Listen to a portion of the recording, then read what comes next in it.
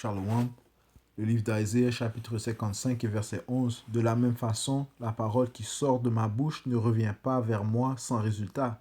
Elle réalise ce que je veux, elle accomplit la mission que je lui ai confiée.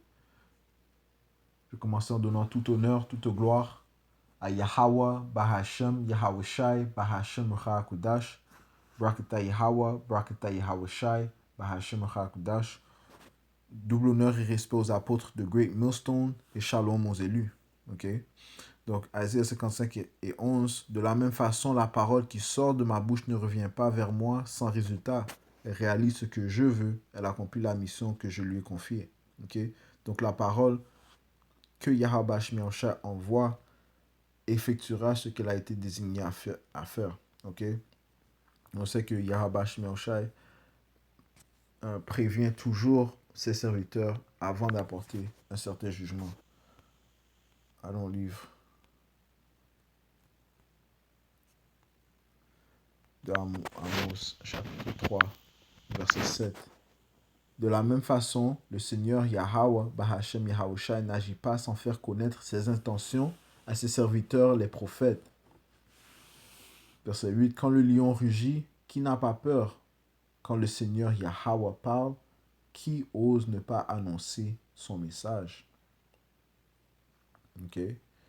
Donc, Yahweh Bahashem Yahushai, dès le début, a toujours annoncé ses intentions à ses prophètes avant qu'il apporte son jugement sur la planète Terre. Et on va visiter quelques exemples afin de démontrer cela et par la suite l'appliquer sur l'âge où nous nous trouvons présentement.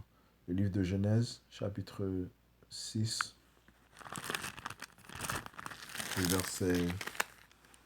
verset 5. Okay. À partir du livre de la parole de vie 2017, ça dit ici, le Seigneur voit que la terre, les êtres humains sont de plus en plus méchants et toute la journée dans leur cœur, ils ne pensent qu'à faire le mal. Le Seigneur Yahweh Bahashem Yahushai regrette d'avoir fait les humains sur la terre et son cœur est rempli de tristesse. Le Seigneur se dit, je vais faire disparaître de la terre les humains que j'ai créés, les grands animaux, les petites bêtes et même les oiseaux. Vraiment, je regrette de les avoir faits. Mais le Seigneur se montre bon pour Noé. Verset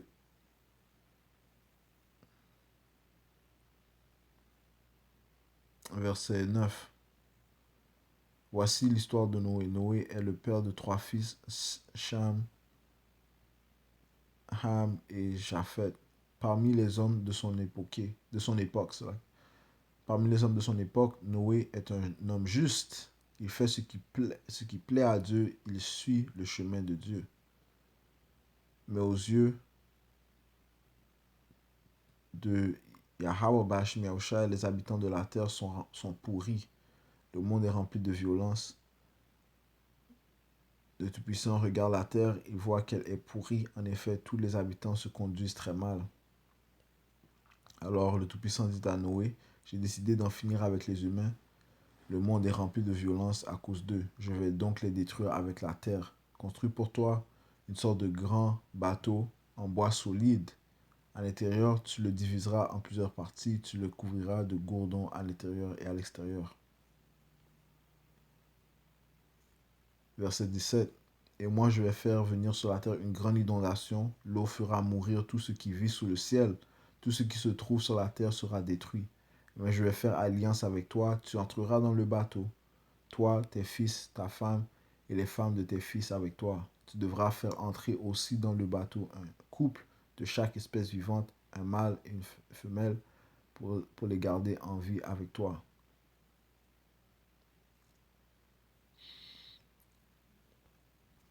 Ok, maintenant, on voit que Yahweh Bahashem Yahushai a envoyé sa parole. Ok. Il a envoyé sa parole afin qu'elle accomplisse son objectif. Et avant d'apporter son jugement, il a averti le juste, ok, qui est Noah, afin que Noah prophétise et sauve sa famille. Ok.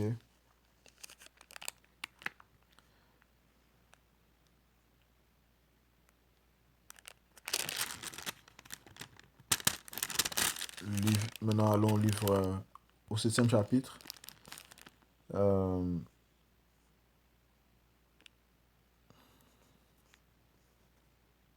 et verset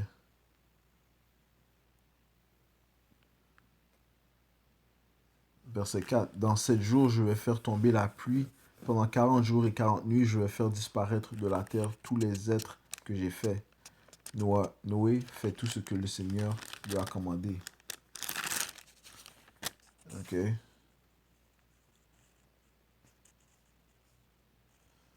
Maintenant, allons au verset 10. Au bout de 7 jours, l'eau de la grande inondation couvre toute la terre.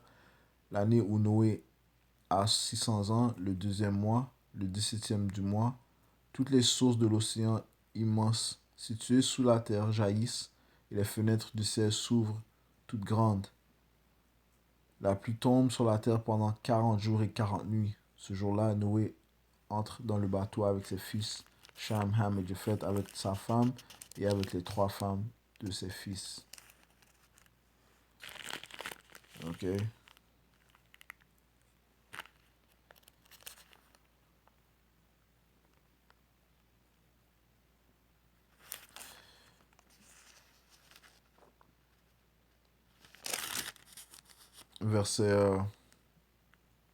Verset 17.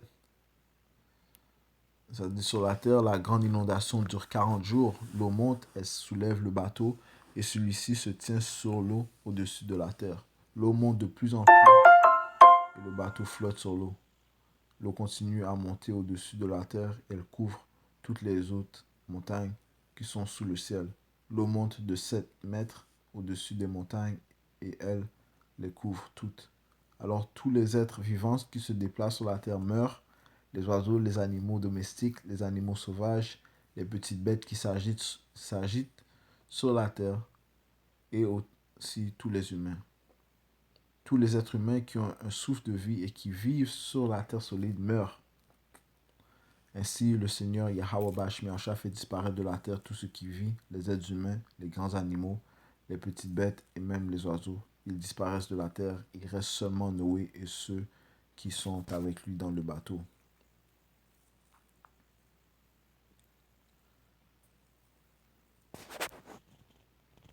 Ok, donc comme on a lu dans le livre d'Isaiah,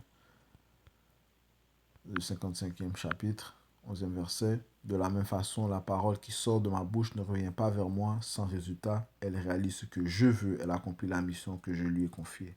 Ok, et peut, qui peut aller à l'encontre ou s'opposer à la volonté de Yahweh Bashmi Oshai. Allons au deuxième exemple.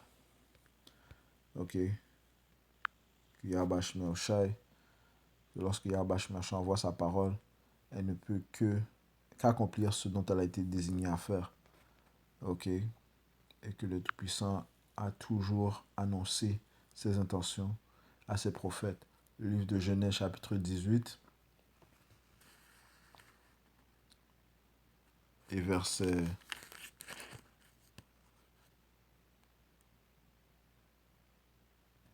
16. Les hommes, ok, et il s'agit de Yahushua et les 2 anges, les hommes se lèvent pour partir, les hommes qui ont visité Abraham, ok, Yahushua et les 2 hommes et les 2 anges. Verset 16, Genèse 18 et 16. Les hommes se lèvent pour partir et ils regardent dans la direction de Sodome. Abraham marche avec eux pour les reconduire. Le Seigneur se dit, je ne veux pas cacher à Abraham ce que je vais faire. Amos 3 et 7, ok. Amos 3 et 7.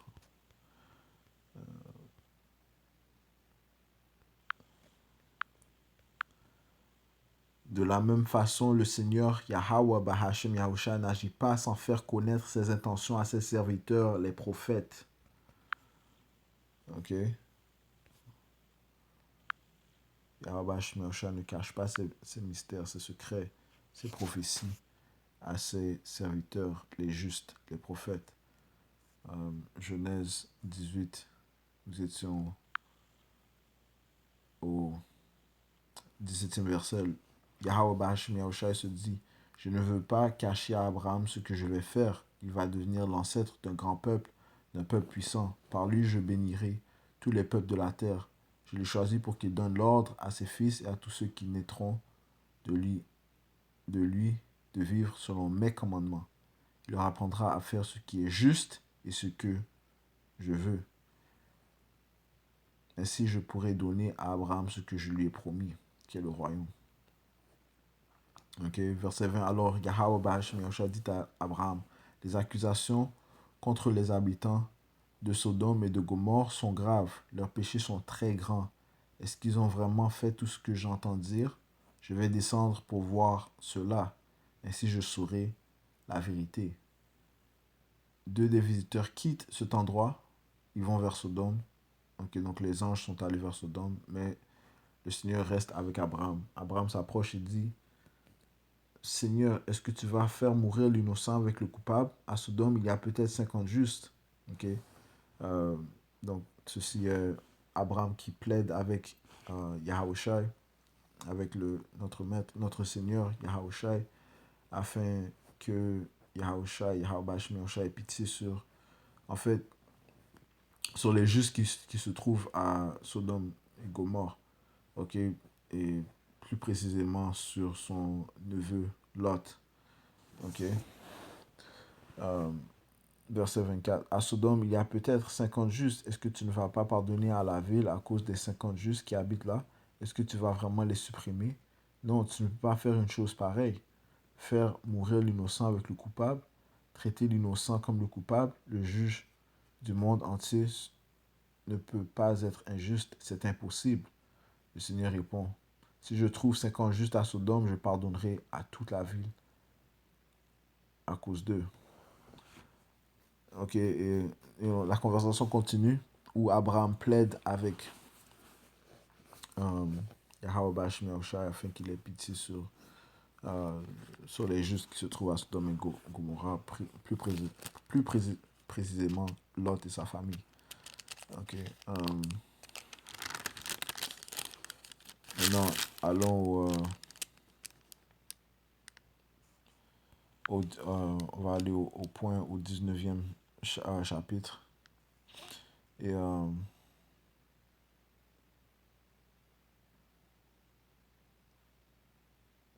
19e chapitre, verset,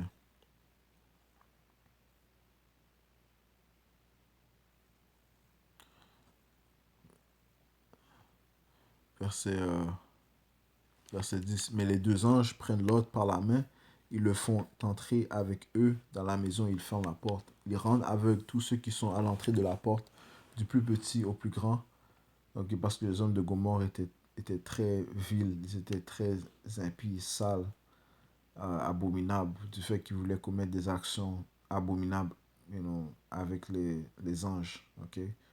Donc les anges ont vu les abominations, les intentions viles, les intentions euh, cochonnes des hommes de Gomorrhe. Donc ils les ont, ils les ont rendus aveugles.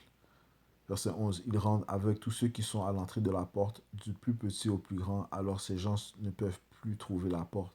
Les deux gens disent à Lot, est-ce que tu as encore ici des gens de ta famille, un gendre, des fils, des filles, n'importe quel parent? Emmène-les loin de la ville. En effet, nous allons la détruire. Ok. Yahweh Shai a averti Lot, le juste, euh, du, euh, du, du, du mal qu'il allait apporter, du mal justifié qu'il allait apporter à Sodome et Gomorrah. Ok? Du feu qu'il allait apporter, de la destruction qu'il allait apporter vers Sodome et Gomorrah. Verset 13. En effet, nous allons la détruire. Le Seigneur a entendu dire beaucoup de mal des habitants de la ville. C'est pourquoi il nous a envoyés pour la détruire. Lot va trouver ses gendres, ceux qui Lot va trouver ses gendres, ceux qui devaient se marier avec ses fils, et leur dit, vite, partez d'ici, en effet, le Seigneur va détruire la ville. Mais les gendres de Lot croient qu'il ne parle pas sérieusement. Donc, Lot il a prophétisé contre Sodome et Gomorrah. Il a prophétisé et averti sa famille, okay, les gens, ceux euh, qui allaient se marier à sa fille, ceux qui devaient se marier avec ses filles, ok, mais ils ne l'ont pas pris sérieusement. Tout comme lorsque Noah prophétisait, ils ne l'ont pas pris précisément. Ok? Et tout ceci s'applique à aujourd'hui, du fait que les hommes de Yahweh Bashim, les prophètes sont en train de prophétiser, mais les gens ne les prennent pas sérieusement. Continuons. Verset, verset 15. Dès qu'il fait jour, les anges poussent Lot à partir. Ils lui disent: Debout, prends ta femme et tes deux filles qui sont ici. Sinon, vous mourrez avec les habitants de cette ville.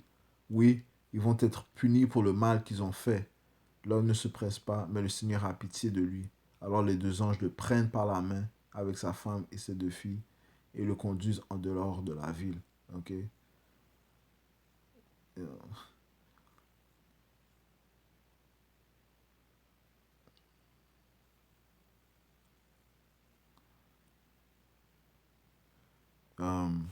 Maintenant, sautons au verset.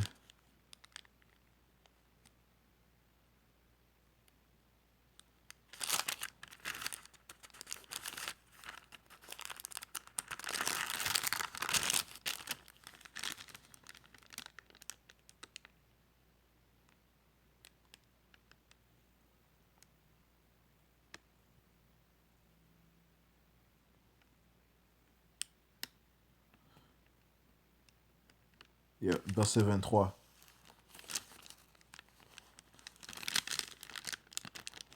Quand Lot arrive à Soar, le soleil se lève, alors Yahweh Bashim fait tomber du ciel sur Sodome et Gomorre une pluie de feu et de poussière brûlante. Ok? La destruction est venue. La parole de Yahweh Bashim a accompli ce dont elle a été désignée à faire. Ok? De détruire Sodome et Gomorre. Je relis alors, le Seigneur Bashim fait tomber du ciel sur Sodome et Gomorre une pluie de feu et de poussière brûlante. Il bouleverse ces deux villes, leurs habitants, toute la région de ce qui pousse sur le sol. La femme de Lot regarde derrière elle et elle devient une statue de sel. Le jour suivant, tôt le matin, Abraham va à l'endroit où il s'est tenu devant le Seigneur. Il regarde dans la direction de Sodome, de Gomorre et de toute la région. Il voit une fumée qui monte de la terre et ressemble à la fumée d'un grand feu. Quand Yahweh Bashim a détruit les villes de cette région, il s'est souvenu d'Abraham. Quand le Tout-Puissant a bouleversé les villes où Lot avait habité, il a sauvé Lot du malheur. Ok? Donc, notre pouvoir est un pouvoir juste. Il prévient toujours ses prophètes avant d'apporter la destruction, avant d'apporter son jugement. Et son jugement ne revient pas sans avoir accompli ce dont il a été désigné à faire. Sa parole ne revient pas sans résultat. Ok?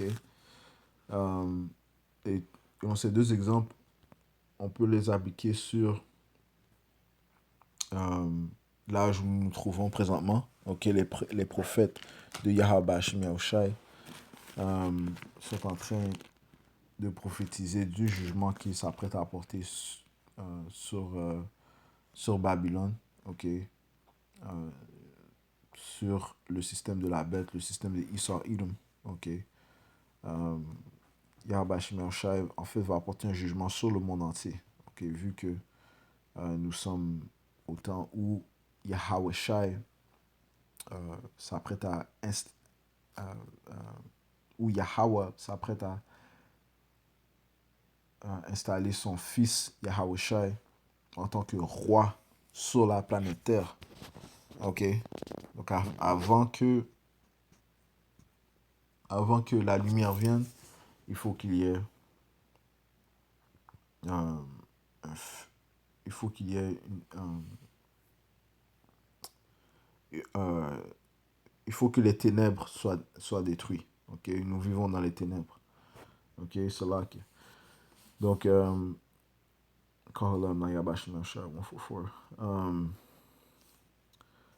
va aller au livre de 4 Esdras. Ok? Je vais lire à partir du livre, ok, puis on va conclure la leçon. Le livre de 4 Esdras, le 16e chapitre et, et le 14e verset. Ok. Voici,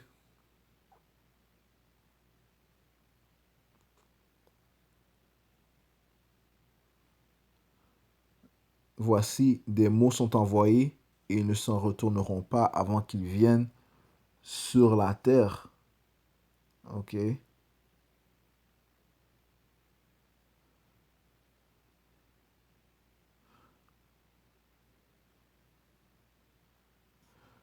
C'est là que je vais commencer au premier verset. Malheur à vous, Babylone et Asie, malheur à vous, Égypte et Syrie. Saignez vos sacs, lamentez-vous sur vos fils et plaignez-les, car votre ruine est devenue proche. L'épée a été envoyée parmi vous, qui la détournerait. Le feu a été envoyé parmi vous, qui l'éteindrait.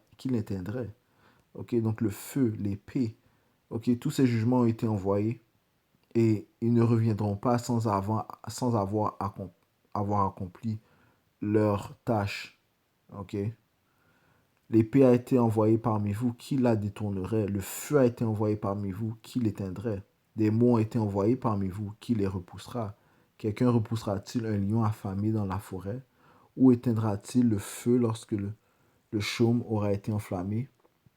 Ou, ou repoussera-t-il la flèche envoyée au hasard par l'archer?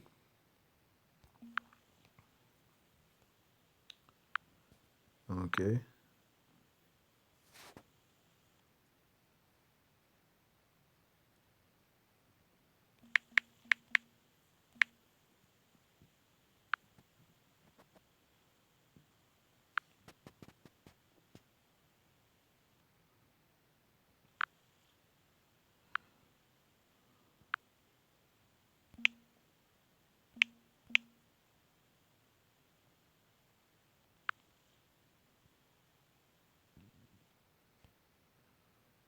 Juste un visuel.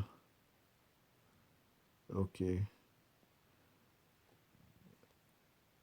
De comment Yahweh Shemashah va apporter un grand feu. Ok, un grand jugement.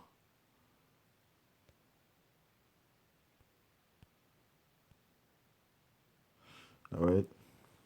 Donc, on continue, verset 6. Quelqu'un repoussera-t-il le lion affamé dans la forêt ou éteindra-t-il le feu lorsque le chaume aura été enflammé? Ou repoussera-t-il la flèche envoyée au hasard par l'archer? Quelle est la flèche? La flèche par des missiles. Ok, il y a 200 millions de missiles qui seront dirigés vers Babylone, l'Amérique, afin de la mettre en fumée, tout comme Yahweh Shemashah a mis la Sodome et Gomorrhe en fumée. Ok, le Seigneur Dieu envoie les mots. Les mots, c'est M-A-U-X, ok?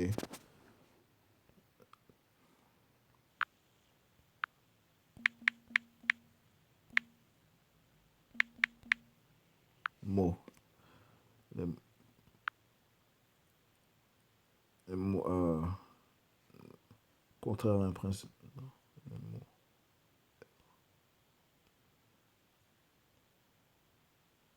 Les douleurs, ok?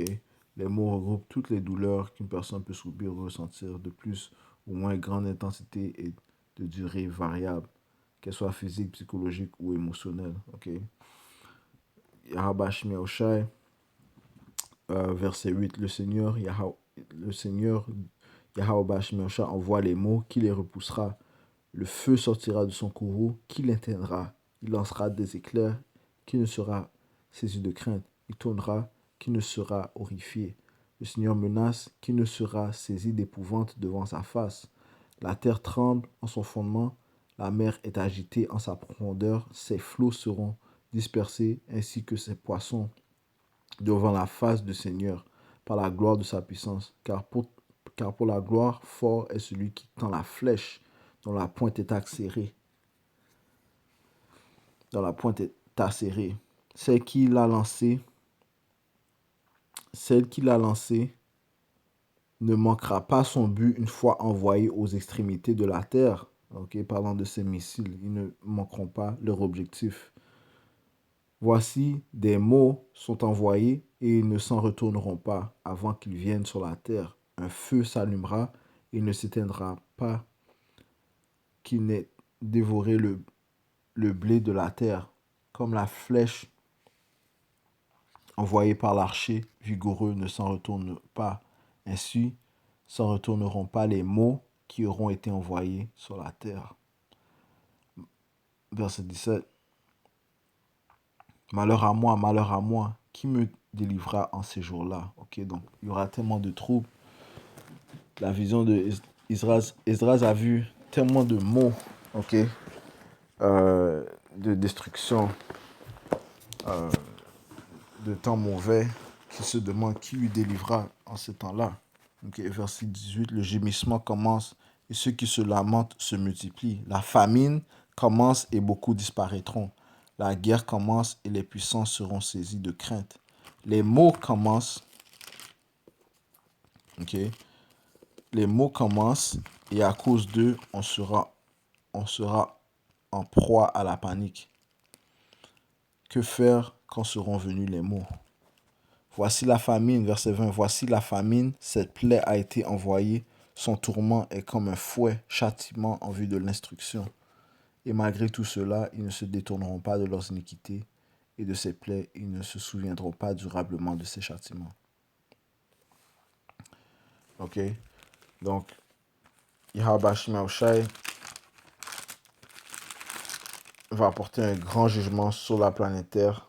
Ok? Famine, euh, les bêtes sauvages, ok, la peste, ok, toutes sortes de maladies, ainsi que l'épée, ok. Et l'épée, c'est aussi les missiles qu'il va apporter euh, sur Babylone et sur les autres places qui ont été désignées à recevoir le feu, ok.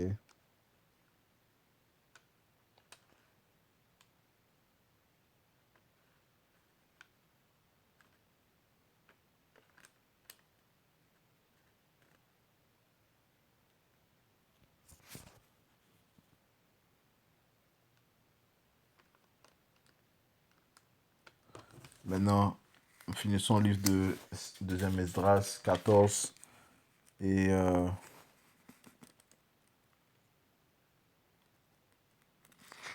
13, cela qui est 13 et